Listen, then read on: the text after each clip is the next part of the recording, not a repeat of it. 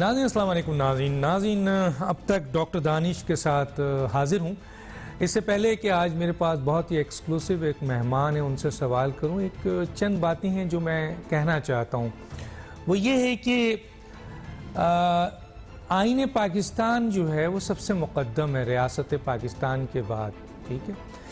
تو آئین پاکستان کو ماننا پڑے گا, اور آئین پاکستان یہ کہتا ہے کہ عوام کو تسلیم کرو, عوام سب سے بڑی طاقت ہے, اور ووٹ کو اہمیت, ووٹ ان کی بہت ہی اہم ہے, یعنی ووٹ کو عزت دی جائے. یہ بہت ہی اہم بات ہے.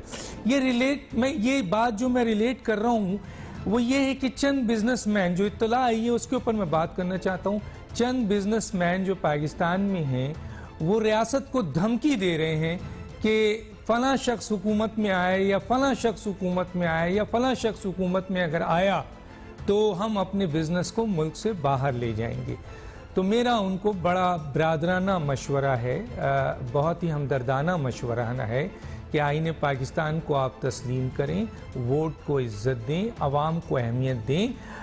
وہ چند بزنس مین, میں کسی کو مینشن نہیں کر رہا, جو مزدوروں کا خون چوس کر اپنے محل بناتے ہیں, ان کو میرا مشورہ ہے کہ اگر آپ حکومت میں کون آئے گا اور کون نہیں آئے گا, اگر یہ فیصلہ آپ نے کرنا ہے تو پھر بہت بہتر ہے کہ آئین پاکستان کے لحاظ سے ایک طریقہ کار ہے کہ آپ الیکشن میں کھڑے ہوں اور عوام آپ کو ووٹ دے, اور آپ ووٹ کی طاقت سے حکومت میں آئیں اور اپنی حکومت بنائیں یا جس کو چاہتے ہیں حکومت دیں. لیکن اس طرح کا جو آپ دھمکی دے رہے ہیں کہ جی فلاں آیا اور فلاں آیا اور فلاں آیا اور ہم اپنے بزنس باہر لے جائیں گے, تو گویا آپ صرف ریاست کو نہیں آئین پاکستان کی خلاف ورزی کر رہے ہیں. آئین پاکستان کے حوالے سے ہر اس ادارے کو جو آئینی کانسٹیٹیوشنل ادارہ ہے اس کو دھمکی دے رہے ہیں. یہ انتہائی غلط بات ہے. اگر آپ کو حکومت بنانے اور حکومت میں کس کو آنے اور کس کے نہیں آنے کا آپ کو شوق ہے تو آپ الیکشن لڑیں, عوام آپ کو ووٹ دیتی ہے, آپ بسم اللہ حکومت بنائیں یا کسی اور کو دیں. لیکن اس طرح کی اسٹیٹمنٹ, یقیناً یہ اسٹیٹمنٹ ریاست کے خلاف جو اور آئین کے خلاف اسٹیٹمنٹ ہوتا ہے, اس پہ کارروائی ہونی چاہیے. حکومت کو اور ریاست کو اس پہ توجہ دینی چاہیے. میں آگے چلتا ہوں. آج میرے ساتھ بہت اہم مہمان ہیں محمد زبیر صاحب. ان کا ایک پورٹفولیو, بہت پورٹفولیو, لیکن میں آج کا ایک موضوع پورٹفولیو اٹھاتا ہوں. ترجمان ہیں نواز شریف اور مریم نواز, مسلم لیگ نون کے اس وقت سیاست میں بہت اہم ہے. یہ پورٹفولیو لے کے آگے آیا ہوں اور اسی پہ میں سوال کروں گا. جی جناب محمد زبیر صاحب, میری آواز آ رہی ہے آپ کو؟ جی بالکل آ رہی ہے سر. کئی سوالات ہیں, میں چاہوں گا کہ آپ کے جوابات آ جائیں اس پہ ذرا تیزی سے. سب سے پہلے تو یہ ہے کہ میں موجودہ حکومت کی کارکردگی آپ کے سامنے ہے. عمران خان صاحب کا ایک بیانیہ ہے جو میں آپ کے سامنے پیش کرتا ہوں. وہ کہتے ہیں کہ میں اس ملک کو عالمی قوت بناؤں گا, یعنی عالمی قوت کا مطلب ہے سپر پاور. تو جب وہ سپر پاور اس ملک کو بنانا چاہ رہے ہیں اور آپ جو ہیں وہ ان کی حکومت کو ختم کرنا چاہ رہے ہیں, کیا کہیں گے سر؟ مطلب عمران خان ایک ایسے خواب میں مبتلا ہیں جس کی کوئی تعبیر نہیں ہے, اور حیران کن بات ہے کہ یہ بالکل ویسے ہی ہے کہ ایک بچہ ہر کلاس میں فیل ہو اور وہ کہے کہ میں نے دنیا کی بہترین یونیورسٹی میں داخلہ لینا ہے. یہ بالکل اس جیسا ہے. اس وقت پاکستان جو ہے پورے خطے میں, اگر آپ وہ گراف آج ایک ڈاکٹر فروخ نے بھی ریلیز کیا ہے کہ بھارت کی گروتھ ریٹ 5.4%, پھر بنگلہ دیش, فلانا, افغانستان بھی ہمارے سے اوپر ہے, نیپال بھی ہمارے سے اوپر ہے, ہماری -0.4 ہے, اور وہ کہہ رہے ہیں عالمی قوت بنانی. اچھا پھر ہوتا ہے ڈاکٹر صاحب ٹرینڈز ہوتے ہیں کہ جی یہ بھائی ہمیں کہاں ملا تھا اور اس کو ہم ادھر سے بتدریج امپروو کر رہے ہیں. ملا 5.8 سے تھا اور گر کے آ گیا -0.4, اور کووڈ سے پہلے سال جب انہوں کا ختم ہوا تھا 1.9% تھا. سو غربت بڑھ گئی ہے دبا کے, مہنگائی بڑھ گئی ہے دبا کے, بے روزگاری بڑھ گئی ہے دبا کے. ابھی آپ مجھے بتائیں کہ یہ تین بنیادی چیزیں جو ہیں یہ ہر پاکستانی کو افیکٹ کرتی ہیں. مہنگائی ہر پاکستانی کو افیکٹ کرتی ہے, بے روزگاری ہر پاکستانی کو افیکٹ کرتی ہے, اور غربت ہر پاکستانی کو افیکٹ کرتی ہے. اب اگر یہ حالت ہو تو وہ سپر پاور مطلب میرا خیال ہے دنیا والے بھی ہنسیں گے، ایون افغانستان والے بھی ہنسیں گے کہ یہ ہمارے جو پرائم منسٹر صاحب ہیں، یہ کسی ریالٹی چیک ان کو کچھ سمجھ بوجھ بھی ہے، یا یہ ادھر ہی بیٹھے ہوئے ہیں 2002 یا 2004 جیسے وہ بڑی بڑی باتیں کرتے تھے کہ جی وہ سنگاپور کو اس نے بنا دیا، ملائیشیا کو اس نے بنا دیا، چین کو ڈینگ زیاؤپنگ نے بنا دیا. بھائی بات یہ ہوتی ہے آپ جب سے آئے ہیں کہ آپ مجھے ایک چیز بتا دیں، ایک چیز کہ جو بالکل تباہ برباد نہ ہوئی ہو. ٹھیک ہے سر، میں آگے آتا ہوں، یہ کمنٹس آ گیا، میں آتا ہوں بغاوت کے مقدمے سے. میں بات شروع کروں گا سر کہ کیا مقصد تھا سر یہ بغاوت کے مقدمہ جو بنایا گیا ہے؟ 44 افراد پہ بہت اہم شخصیات ہیں، آپ کی لیڈرز بھی ہیں، آپ سب لوگ شامل ہیں اس میں. دوسری طرف کیا آپ یہ بتائیں گے سر، اتنی تو انویسٹیگیشن آپ لوگوں نے بھی کر لیا ہوگا کہ ایک پولیس افسر اتنی اہم لوگوں کو بغاوت کے مقدمات میں بغیر کسی بڑے آدمی کے اپروول کے بنا سکتا ہے؟ کون ہے سر جس نے یہ مقدمہ بنوایا ہے؟ سر آپ کے لحاظ سے کون ہے؟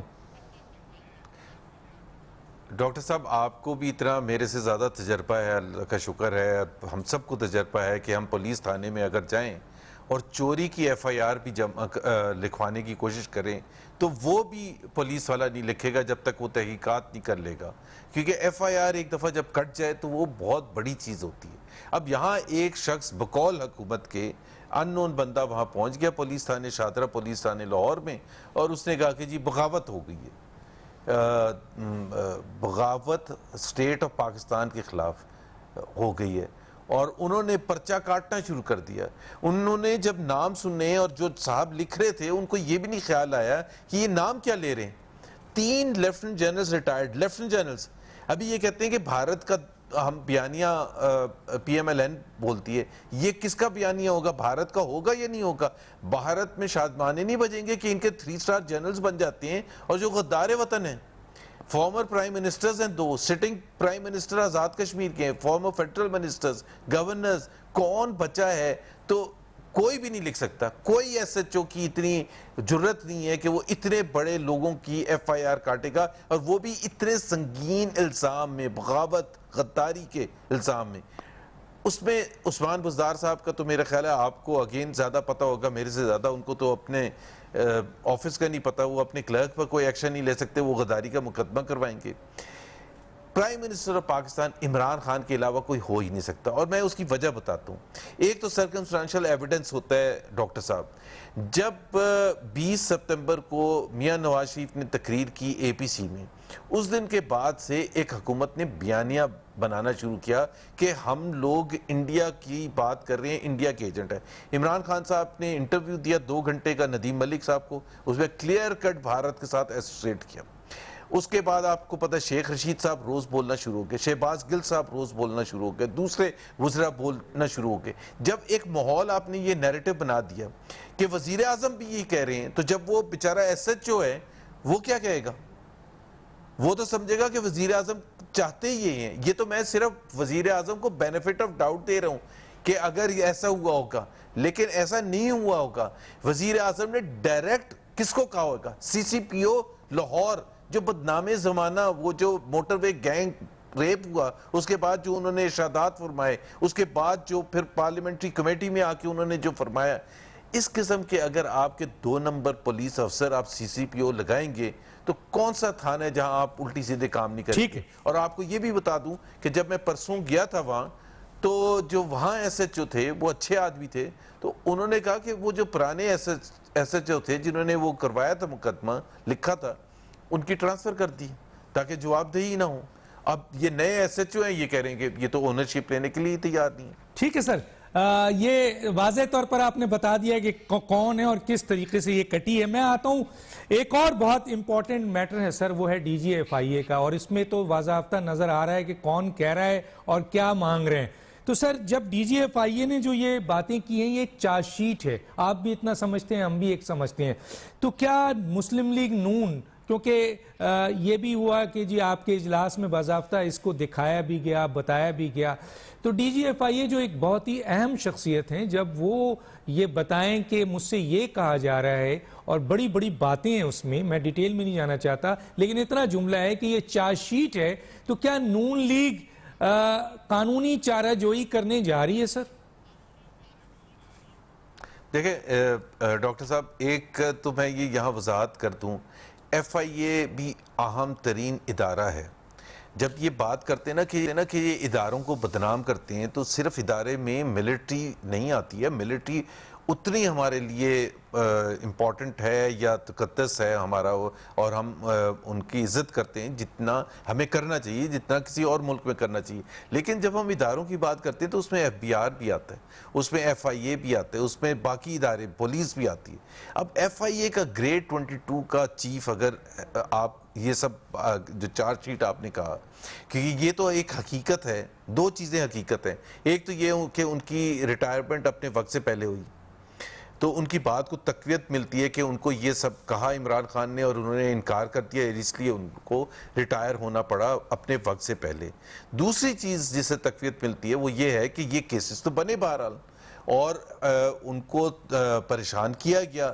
پی ایم ایل این کی لیڈرشپ کو، چاہے اس میں مریم نواز تھے، نواز شریف تھے، شاہد خاقان عباسی تھے، خواجہ آصف کا بالکل ہم نے کابینہ کے اجلاس تک کی کہانی سنی کہ وہاں آرٹیکل 6 لگانے کی بات کی گئی. تو یہ تو سب ہوا نا. اب بات یہ ہے کہ it is D G F I A's word versus prime minister of Pakistan's word. Let's give benefit to prime minister of Pakistan. Point یہ ہے کہ کیا ڈی جی ایف آئی اے کی چارج شیٹ کے بعد کوئی انویسٹیگیشن ہونی چاہیے، کوئی سیریس اس پر کوئی بات ہونی چاہیے کہ جی یہ کیسے ہوا، اس پر کیوں نہیں جے آئی ٹی بن سکتی. چھوٹی چھوٹی چیزوں پر جے آئی ٹی بنا دیتے ہیں، اب کیوں نہیں جے آئی ٹی بناتے؟ تو جے آئی ٹی بنائیں تاکہ لوگوں کو پتہ چلے کہ جی کون صحیح تھا اور کون غلط تھا. سر جی آئی ٹی تو ٹھیک ہے ایک طرف، لیکن آپ بھی تو قانونی چارہ جوئی کر سکتے ہیں نا، کیونکہ باضابطہ ڈی جی ایف آئی اے نے کنفیس کیا ہے سر. بالکل. کل ڈاکٹر صاحب ہماری اہم میٹنگ ہے، اس میں یہ ڈسکس ہوگا اور اس میں لائے عمل ہم طے کریں گے. کل ہی ہماری میٹنگ ہے، جو ہماری ایک ہائی کمانڈ کی میٹنگ ہے، اس میں یہ طے کیا جائے گا. ٹھیک ہے، تو یہ آپشن آپ کے سامنے کھلا ہے اور آپ نے فیصلہ کرنا ہے. اچھا سر، میں یہاں پر جی بالکل میں یہاں پر یہ کہنا چاہوں گا، اور وہ یہ ہے کہ اے پی سی کے مختلف مراحل ہیں، لیکن اس وقت جو بہت ہی امپورٹنٹ بات آ رہی ہے وہ یہ ہے کہ موجودہ حکومت کے بارے میں کہا جاتا ہے کہ مزید اس کو ٹائم دیا گیا تو ملک کو ناتلافی نقصان ہوگا. تو سر کیا یہ بہتر نہیں ہے کہ پوری اپوزیشن حکومت کا تو خاتمہ چاہتی ہے، تو سب سے بہترین آپشن آپ کے پاس ہے کہ آپ سب مل کے مشترکہ استعفیٰ دے دیں؟ تو اس میں کتنی پیش رفت ہوئی ہے سر؟ دیکھیں، اس بات پر تو بالکل ایگریمنٹ ہے کہ استعفیٰ دینے کا آپشن موجود ہے. جب آپ تحریک شروع کرتے ہیں تو اس میں مختلف مراحل ہوتے ہیں، اور یہ ضرور آپس میں ڈیفرنس آف اوپینین ہوتا ہے کہ وہ مختلف جو سٹریٹجیز ہیں آپ کی وہ کب امپلیمنٹ کی جائیں. جلد سے جلوس، ریلیز کے حوالے سے، سول سوسائٹی کو انوالو کرنے کے حوالے سے، لیبر کو، رائٹ ونگ پارٹیز کو، تمام جو آپ کے جو سٹیک ہولڈرز ہیں ان سب کو، ٹریڈرز کو، بزنس مین کو، سب کو آپ نے شامل کرنا ہے. اب پوائنٹ صرف یہ ہے کہ جب ہم سمجھیں گے کہ اب وقت آ گیا ہے اپنا لاسٹ پتہ کھیلنے کا، سمجھ لیں، تو اس وقت ہم کھیلیں گے. اب وہ ہو سکتا ہے گجرانوالہ کے دوسرے دن آ جائے یا اگلے مہینے آ جائے، بٹ بالکل آج پیپلز پارٹی نے بھی اعلان کر دیا ہے. سو سب متفق ہیں کہ resignation is a very very clear option for the opposition parties. اور خواجہ آصف نے بھی آج تقریر میں کہا 84 ممبر ہیں ہمارے نیشنل اسمبلی کے، they are all ready to resign. تو اس میں کوئی ایسی چیز نہیں ہے کہ وہ شاید کچھ ممبرز کہیں گے کہ جی ہم نے ریزائن نہیں کرنا یا یہ آپشن ہم یوز نہیں کریں گے. ہم بالکل یوز کریں گے. The only question is the timing. اچھا سر، آپ کیونکہ نمائندہ ہیں، بالکل صحیح ہے، بالکل صحیح ہے. آپ ترجمان ہیں نواز شریف صاحب کے بھی، ترجمان ہیں مریم نواز صاحبہ کے بھی، بہت ہی اہم ترجمان ہیں آپ اس وقت. نواز شریف صاحب اور مریم نواز استعفے کے حوالے سے کیا کہتی ہیں سر؟ بالکل سیم موقف ہے جو میں نے ابھی آپ کو بتایا کہ ایگزیکٹلی کہ resignation is a option that we will use.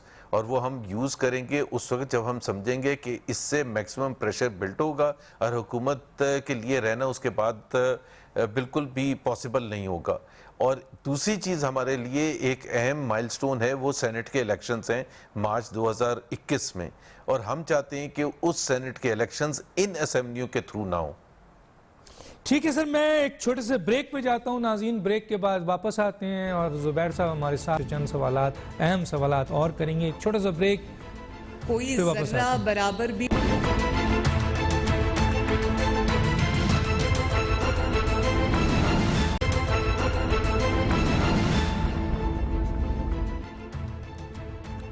Welcome back. زبیر صاحب، اس آپ کی جو اے پی سی کی جو اتحاد ہے اس میں تقریباً 11 جماعتیں ہیں، لیکن جو ظاہر ہے سب سے اہم جماعت جو ہے وہ مسلم لیگ نون ہے، جے یو آئی ہے اور پی ایم ایل این ہے. پی ایم ایل این کا پوائنٹ آف ویو تو بالکل کلیئر ہے. مولانا صاحب کا پوائنٹ آف ویو ہم اگر سوتے ہوئے بھی ہیں تو ہمارے کانوں میں آتا ہے کہ ان کا پوائنٹ آف ویو کیا ہے، پوری پاکستان جانتا ہے. ہم آپ سے یہ پوچھنا چاہتے ہیں کہ پاکستان پیپلز پارٹی کا استعفے دینے کے حوالے سے کس حد تک وہ آپ مطمئن ہیں کہ وہ آپ کے ساتھ استعفیٰ دیں گے؟ بالکل 100%، 100% مطمئن ہے. آج تو بلاول نے پریس کانفرنس میں بھی کلیئر کر دیا. دیکھیں اس میں دو چیزیں ہیں. بہت سے لوگ کہتے ہیں کہ جی ان کا کیا انٹرسٹ ہے استعفے دینے میں، کیا انٹرسٹ ہے کہ اسمبلیاں ٹوٹیں اور دوبارہ الیکشن ہوئے. سندھ کی حکومت ان کے پاس ہے، زیادہ زیادہ ان کو واپس سندھ کی حکومت مل جائے گی. ایک تو میرا اپنا ذاتی خیال یہ ہے کہ پیپلز پارٹی سندھ میں ان روڈز کرے گی، خاص طور پر کراچی میں، کیونکہ پی ٹی آئی کی جو پاپولیرٹی کم ہو رہی ہے اور بہت حد تک کم ہو رہی ہے، اور وہ جس طرح کی دھانتی 2014 میں ہوئی 2018 میں ہوئی تھی کراچی میں، ویسی دھانتی تو وہ کر نہیں سکیں گے. سو انٹیریئر سندھ پیپلز پارٹی ریٹین کرے گا اور ان روڈز کرے گا. سو پیپلز پارٹی سیف ہے اس حوالے سے. لیکن پیپلز پارٹی کے لیے ایک آج بڑا مسئلہ ہے اکاؤنٹیبلٹی کے حوالے سے. آج ان کے لیے معیشت کے حوالے سے ان کو جواب دہی، کیونکہ جو نارمل ایک پاکستانی ہے اس کو وفاقی حکومت اور صوبائی حکومت کی تفریق اتنی سمجھ نہیں ہے. وہ تو مراد علی شاہ سے یا بلاول بھٹو سے پوچھتے ہیں کہ بھائی اتنی مہنگائی ہو گئی ہے، اتنی بے روزگاری ہو گئی ہے، ہمیں نوکریاں کب ملیں گی. اب ظاہر سی بات ہے اس میں تو تمام قصور وفاقی حکومت کا ہے. دوسری چیز یہ ہے کہ اکاؤنٹیبلٹی کے نام پر جو وچ ہنٹنگ ہو رہی ہے وہ کون برداشت کر سکتا ہے؟ اگر ہم یہ کہہ رہے ہیں کہ پیپلز پارٹی اگلے 3 سال تک بیٹھی رہے گی اور صرف اس وجہ سے کہ ان کے پاس حکومت سندھ ہے، تو پیپلز پارٹی یہ کرنے نہیں جا رہی. سو اس وجہ سے ہم بالکل مطمئن ہیں. اور پھر فورن پالیسی، اور میں اس میں نہیں جانا چاہتا جو ان کے ہمیں اعتراضات ہیں گورننس کے حوالے سے، سکیمز کے حوالے سے، کرپشن کے حوالے سے، کوئی ایک ایریا ایسا ہو کہ جس میں ایک کوئی کارکردگی ہو جس کی وجہ سے پیپلز پارٹی ہمیں کہے کہ جی دیکھیں اس ایریا میں تو انہوں نے اچھا کام کیا ہے. کبھی چینی کا بحران، گندم کا بحران، پائلٹ لائسنسز کا بحران، پیٹرول کا بحران، مہنگائی روز بروز بڑھتی چلی جا رہی ہے. مطلب کوئی چیز بھی اس وقت صحیح ڈائریکشن پر نہیں ہے. اور ابھی ایک سروے ہوا تھا ڈاکٹر صاحب، میں ذکر ہی کرتا ہوں، وہ انٹرنیشنل سروے، 5 میں سے 4 پاکستانی جو ہیں وہ مطمئن نہیں ہیں کہ پاکستان کی جو معیشت کی ڈائریکشن ہے وہ صحیح ہے. سر آپ 5 میں سے 4 کہتے ہیں، اگر صحیح سروے ہو جائے تو شاید لوگ کہتے ہیں کہ 5 میں سے 5.5 کہہ دیں گے کہ ایسا نہیں ہے. میں سر ایک اہم سوال کی طرف آ رہا ہوں، آپ ترجمان بھی ہیں.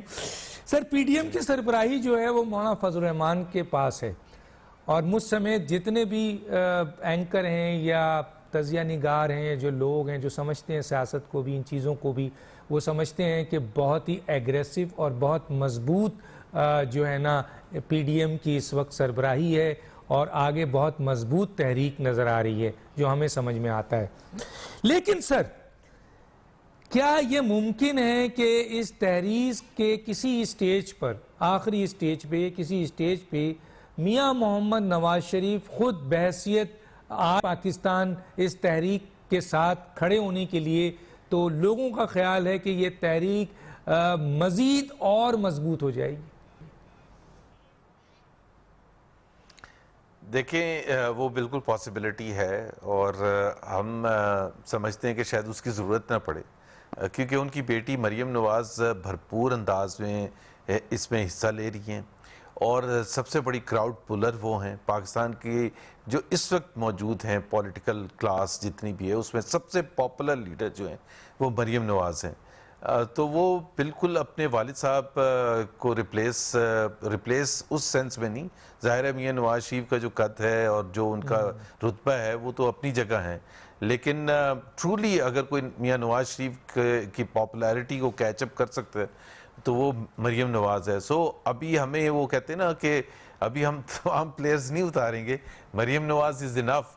اور انشاءاللہ تعالیٰ وہ آپ دیکھیں گے 16 تاریخ کو جب وہ گجرانوالہ پہنچیں گی تو ہمیں تو یہ ڈر ہے کہ اگر وہ 16 تاریخ کو لاہور سے نکلیں گی گجرانوالہ کے لیے، جو نارملی 1-1.5 گھنٹے میں پہنچتے تو وہ پہنچ ہی نہیں سکیں گی، رات 1 بجے تک اتنا رش ہوگا.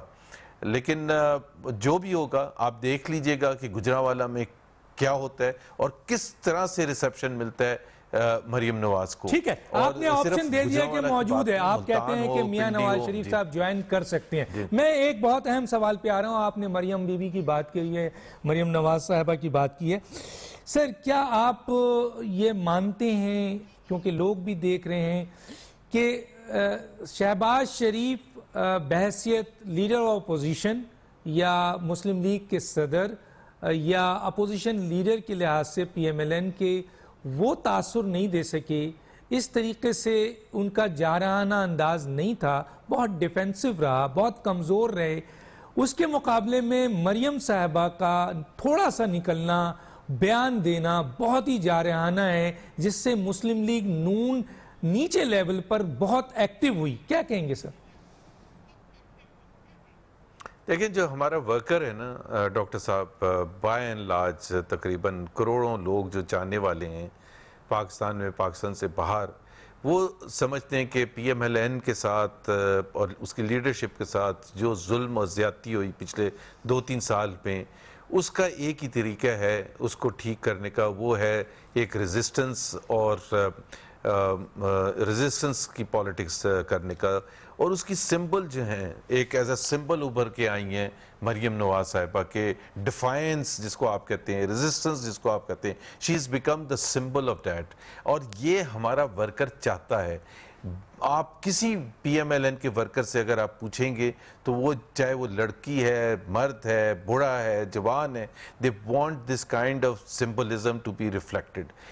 بڑا اچھا میرا خیال ہے اس کا مریم نواز صاحبہ نے ہی جواب دیا تھا لاسٹ ویک ایک پریس کانفرنس میں کہ شہباز شریف صاحب کی ایک اپنی پولیٹکس کا انداز ہمیشہ سے رہا ہے، یہ آج کی بات نہیں ہے، ہمیشہ سے رہا ہے. اور وہ اپنی بات کو کنونس بھی کرنے کی کوشش کرتے رہے ہیں with in the party leadership اور ہر حلقے میں کہ جی ہمیں اس قسم کا نہیں کرنا چاہیے، چیلنج نہیں کرنا چاہیے، ریزسٹنس نہیں دکھانی چاہیے، اس طرح سے بھرپور انداز میں بالکل کرنا چاہیے. لیکن کچھ حد تک ایک ریڈ لائن ان کے حساب سے تھی. لیکن ایک جو مریم صاحبہ نے بات کی اور وہ بڑی اہم بات تھی، یہ 30 سال کی کہانی ہے، کوئی یہ آج کی کہانی نہیں ہے. جب بھی پھر میاں نواز شریف نے فیصلہ کیا اس کے ساتھ شہباز شریف صاحب بھی تھے. پھر شہباز شریف نے یہ نہیں کہا کہ جی میرا تو نقطہ نظر کچھ اور ہے اور میں آپ کے ساتھ نہیں چل سکتا.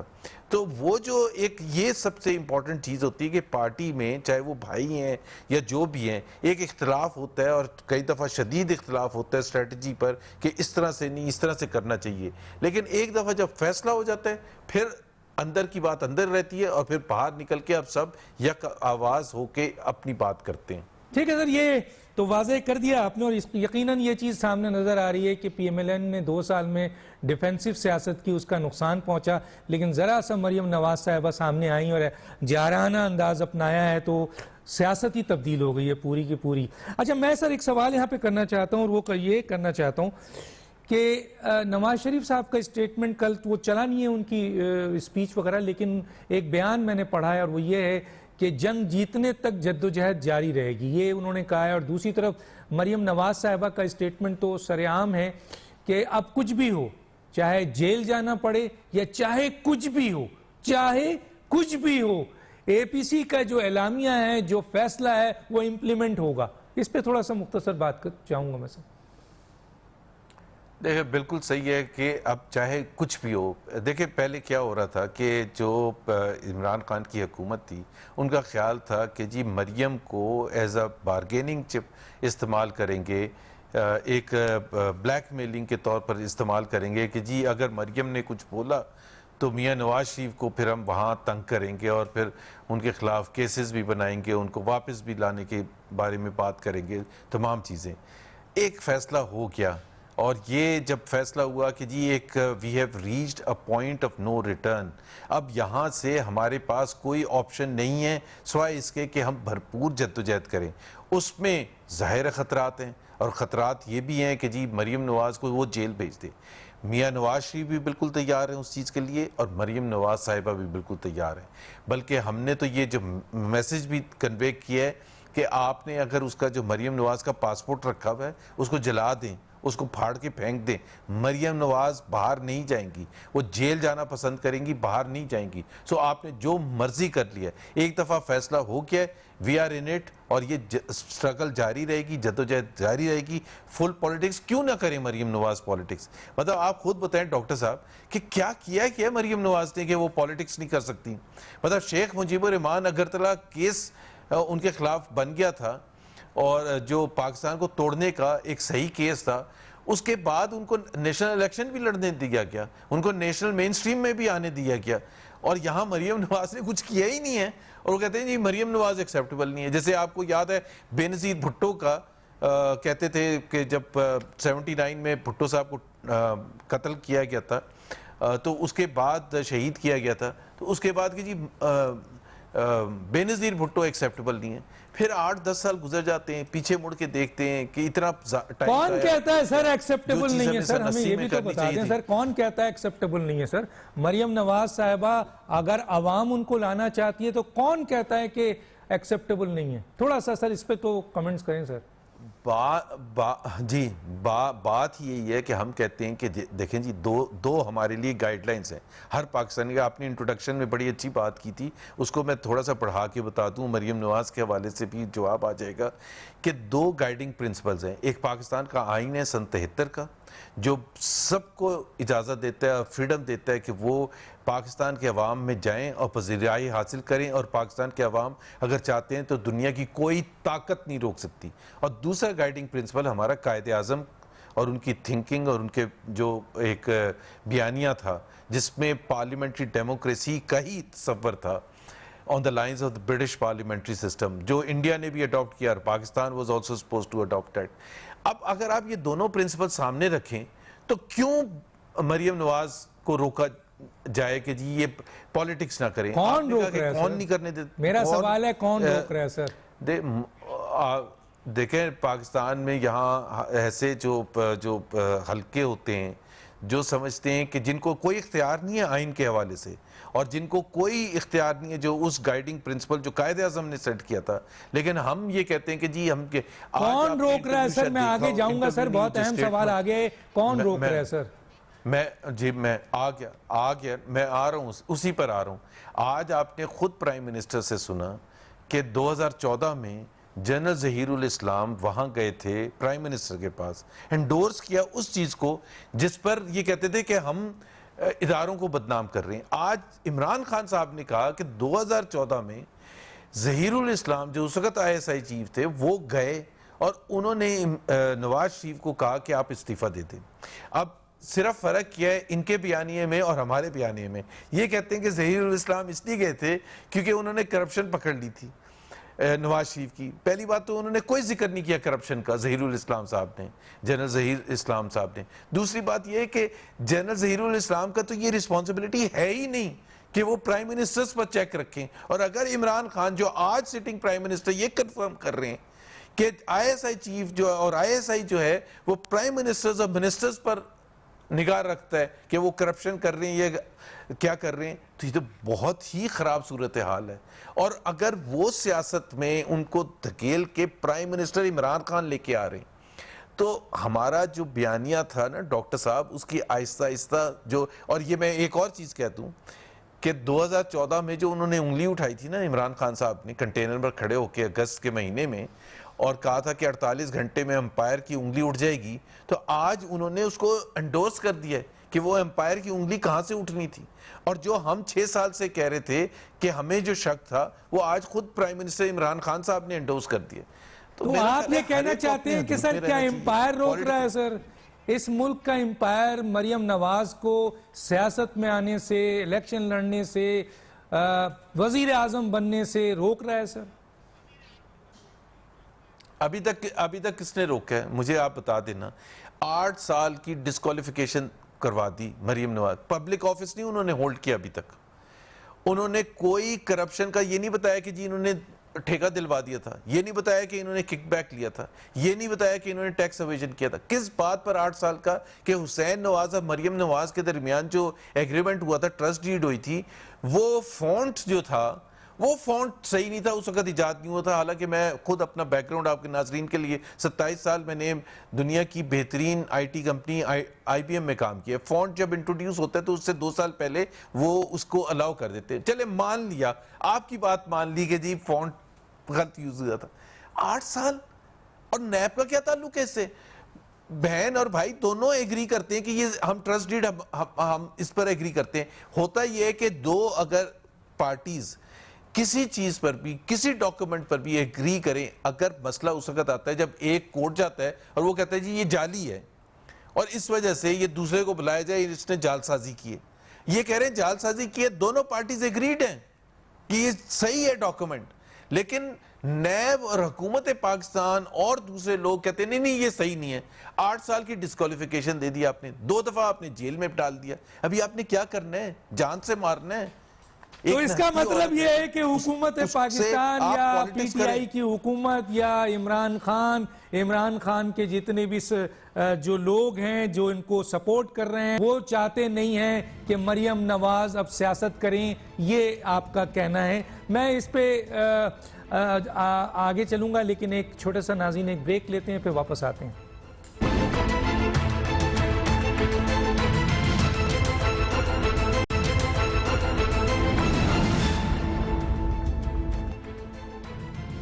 Welcome back. جی زبیر صاحب، میں ذرا یہ سوال بھی آپ سے پوچھنا چاہتا ہوں کہ اس وقت 2 سال کے اندر جو بہت ہی اہم قومی ادارہ ہے، اس ادارے کو متنازع بنا دیا گیا ہے. میں سر چھوٹے چاہوں گا اس پہ جوابات کہ آپ کے نظر میں کون ہے مین ذمہ دار جس نے اس اہم ترین قومی ادارے کو متنازع بنا دیا؟ میرا خیال ہے دیکھیں اس میں ایک تو سب سے زیادہ جو ہے جو سٹنگ گورنمنٹ ہے، پی ٹی آئی کی حکومت ہے، کہ 2014 کا جب دھرنا کیا تھا تو وہاں سے شروعات ہوئی تھیں اور اس کو گھسیٹ کے لے کے آئے تھے. اور فرینکلی ڈاکٹر صاحب آپ کو بھی پتہ ہے، مجھے بھی پتہ ہے کہ ہماری ہسٹری ایسی نہیں ہے کہ جس میں ہم یہ کہہ سکتے ہیں کہ جی یہ متنازع نہیں تھا. 4 ملٹری انٹرونشنز ہو چکے ہیں جس ملک میں، تو آپ یہ تو نہیں کہہ سکتے کہ جی ان کا کوئی پولیٹیکل اس سے پروسیس سے کوئی تعلق نہیں رہا.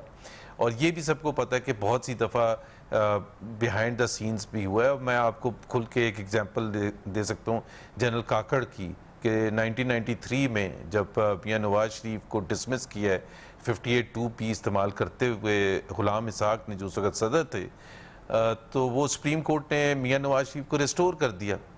اور میاں نواز شریف کو جب دوپہر کو ریسٹور کیا تو شام کو انہوں نے پارلیمنٹ سے ووٹ آف کانفیڈنس بھی لے لیا. اب ہونا تو یہ چاہیے تھا کہ اگر جنرل کاکڑ نے کچھ کرنا تھا، اول تو ان کو کچھ بھی نہیں کرنا چاہیے تھا، تو ان کو غلام اسحاق کو کہنا چاہیے تھا کہ جی دیکھیں آپ نے ایک کوشش کی، آپ نے ڈسمس کیا تھا ایک پرائم منسٹر کو، اس کو سپریم کورٹ نے ریسٹور کر دیا. اب آپ کا جواز نہیں بنتا، ادروائز ورکنگ ریلیشن شپ نہیں ہوئے گی. انہوں نے کہا کہ جی دونوں جائیں، میاں نواز شریف بھی گھر جائیں اور غلام اسحاق بھی جائیں. بھائی میاں نواز شریف کے پیچھے پورے لوگوں کا ووٹ ہے، ان کے اسمبلی ان کو انڈورس کر چکی ہے، دوبارہ ووٹ آف کانفیڈنس دے چکی ہے، ان کو بھی گھر بھیج دیا. پھر 99 میں تو آپ کو پتا ہے کہ کارگل ہوا. کارگل جس وجہ سے ہوا کہ جی واجپئی صاحب یہاں آئے، واجپئی صاحب نے ہسٹورک دورہ کیا اور لاہور ڈکلیریشن سائن کیا، مینار پاکستان میں گئے، اور ہم یہاں کارگل کر رہے تھے جنرل پرویز مشرف. تو جب وہ بیک فائر ہو گیا تو انہوں نے نواز شریف کا تختہ الٹ دیا. تو اب یہ تو ریالٹی ہے نا. پھر آپ نے بہت سی سلیم صافی کے ساتھ پرویز الہی کا بھی چند مہینے پہلے انٹرویو سنا ہوگا کہ جب انہوں نے یہ کہا کہ جنرل شجاع پاشا جو تھے وہ توڑ رہے تھے پی ایم ایل کیو کو اور پی ٹی آئی میں بھرتی کر رہے تھے لوگوں کو. اور پھر وہ تو بہت سے دوسرے مطلب درجنوں ایگزامپلز ہیں. سو ایک تو آپ یہ نہیں کہہ سکتے نا کہ یہ ہم کوئی عجیب سی بات کر رہے ہیں. ہاں ہم ڈیبیٹ نہیں کرتے, ہم یہ ادارے کو ہم الزام نہیں دیتے ہیں, چند لوگوں کی وجہ سے ادارے کو ہم الزام نہیں دے سکتے. 7 لاکھ کی 6 لاکھ کی ہماری فوج ہے اور زبردست فوج ہے, اور ہم نے جس طرح نواز شریف نے بھی جب خطاب کیا تھا تو 3 دفعہ سلوٹ کیا تھا. ہمیں ان شہیدوں کا بھی خیال ہے کہ جو ہمارے لیے جانے دیتے ہیں یا آج بھی جو بارڈر پر کھڑے ہوئے ہیں. سو ہمارا کوئی وہاں ڈسپیوٹ نہیں ہے. سو یہ جو زبردستی لڑانے کی کوشش کی جاتی ہے وہ نہیں ہے. لیکن اگر ایک پولیٹیکل پروسیس میں اگر میاں نواز شریف نے یہ کہا کہ بلوچستان اسمبلی میں جو کچھ ہوا تھا کیا وہ ورتھ انویسٹیگیشن نہیں ہے؟ کیا 2018 کے الیکٹورل پروسیس میں جو کچھ ہوا یا ساؤتھ اور پنجاب میں جس طرح سے لائلٹیز چینج کی گئیں اور جس طرح سے پریشر ڈال کے بلیک میلنگ کر کے پیار محبت سے سب کچھ کیا گیا, آر ٹی ایس بٹھا دیا گیا. اب آپ نے یہ سنا کہ جی خواجہ آصف نے رات کے 2 بجے آرمی چیف کو فون کر کے یہ کہا کہ جی یہاں دھاندلی ہو رہی 2018 کے الیکشن میں. یہ پبلک نالج ہے نا. اور آرمی چیف نے یقین دلایا, اور جو انہوں نے ضرور یقین دلایا ہوگا کہ جی آپ فکر نہیں کریں اور ایسا نہیں ہوگا. اب تو اس کا مطلب یہ تو نہیں ہے, یہ اس کا بالکل. تو آج کون کنٹروورشل بنا رہا ہے سر؟ آج کون کنٹروورشل بنا رہا ہے؟ چھوٹا سا میں ایک اگلا بہت امپورٹنٹ کوئسچن ہے سر. جی میں یہ آج جو کنٹروورشل دیکھیں, ایک حکومت بن گئی یا بنا دی گئی. عمران خان صاحب کو ان کا لائف لانگ ڈریم بھی پورا ہو گیا.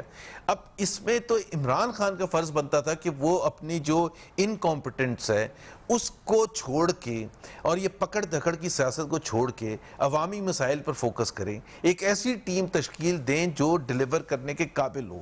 اب جو آپ کو پتہ ہے اوپر سے لے کے نیچے تک سب سے بڑے صوبے میں عثمان بزدار صاحب بیٹھے, چیف ایگزیکٹو آفیسر 12. سر میرا سوال یہ نہیں ہے سر, میرا سوال کچھ اور ہے جس کا آپ جواب نہیں دے رہے ہیں کہ آج کنٹروورشل کون بنا رہا ہے. سر ٹائم نہیں ہے. نہیں میں آ رہا ہوں نا. ٹائم نہیں ہے سر.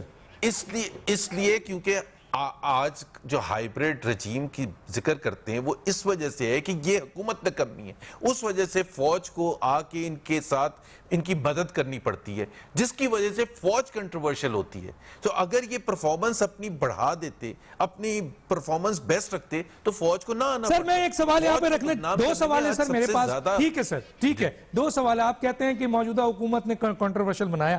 سر کہ ماضی میں ہم نے دیکھا ہے کہ سیاستدانوں نے بھی ریاستی ادارے کو بلایا, ان سے کہا کہ جی اس کی حکومت گرائی جائے. جو سیاستدانوں کا کام تھا, راتوں کو ملتے ہیں, دنوں کو ملتے ہیں, آپ بھی ملتے ہیں.